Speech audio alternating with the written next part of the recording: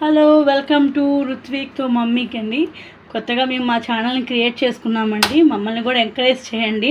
మమ్మల్ని మీరు ఎంకరేజ్ చేయడానికి ఒక అమ్మతో రుత్విక్తో మమ్మీ అనే ఛానల్ని సబ్స్క్రైబ్ చేసుకోండి, ఒక లైక్ కూడా ఇచ్చుకోండి. ఇప్పుడు నేను మీకు ఈజీగా అయిపోయేదానికి ఒక meal maker vegetable biryani rice కుక్కర్లో ఎలా చేసుకోవచ్చు, ఈజీగా ఎలా చేసుకోవచ్చు చెప్తున్నాను.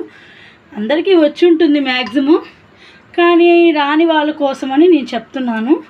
వచ్చిన వాళ్ళైనా చూడండి, ఇంకేమన్నా కొత్తగా వేయాలన్నా, ఇంకా నేనేమన్నా వేయాలన్నా చెప్పండి. మీకు ఏదైనా కావాల్సినవి ఉన్నా తీసుకోండి, నేను చెప్తున్నాను. ఇప్పుడు మనం ముందు కుక్కర్ పెట్టుకొని స్టవ్ వెలిగించామండి. ఒక స్పూన్ నెయ్యి వేసుకున్నాము. ఎవరికి ఎంత కావాలో అంత వేసుకోవచ్చు. నాకు చిన్న బాబు ఉన్నాడు కదా, అందుకని నేను కొంచెమే వేసుకుంటున్నాను. దాంతోపాటు మనకు కావాల్సినంత వరకు ఆయిల్ కూడా వేసుకోవాలి. అంటే వెజిటేబుల్స్ ఎక్కువ ఉంటాయి కదా, అందుకని మనం ఆయిల్ కూడా వేసుకోవాలండి. నాకు తెలిసి నేనైతే ఆయిల్ తక్కువే వాడతాను, ఈ ఆయిల్ సరిపోతుంది. ఎవరికి కావాల్సినంత వరకు వాళ్ళు వేసుకోవచ్చు. ఇప్పుడు పట్టా లవంగ, చెక్క మొగ్గ అవన్నీ వేసుకోవాలండి. బిర్యానీ దినుసులు అంటారు కదా, అవి వేసుకోవాలి. అవి వేసుకొని మనం బాగా ఫ్రై చేసుకుందాము.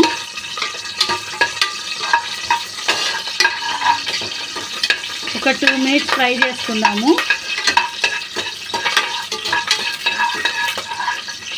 ఇలా ఫ్రై అవుతుంది కదండి. ఇలా ఫ్రై అయ్యేటప్పుడు మనము ఆనియన్స్ వేసుకోవాలి. మాది నెల్లూరు అండి. నెల్లూరులో, ఆంధ్రాలో ఎర్రగడ్డలు అంటారు. హైదరాబాద్, తెలంగాణ అంతా ఉల్లిపాయలు అంటారు. కొంతమంది రకరకాల పేర్లతో పిలుస్తారు. మేమైతే ఎర్రగడ్డలు అంటాము. అందరికి అర్థం కావాలని నేను ఆనియన్స్ అని చెప్తున్నాను.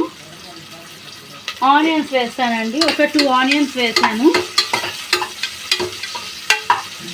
మన క్వాంటిటీని బట్టి మనం వేసుకోవచ్చు, వెజిటేబుల్స్ కానీ ఆనియన్స్ కానీ.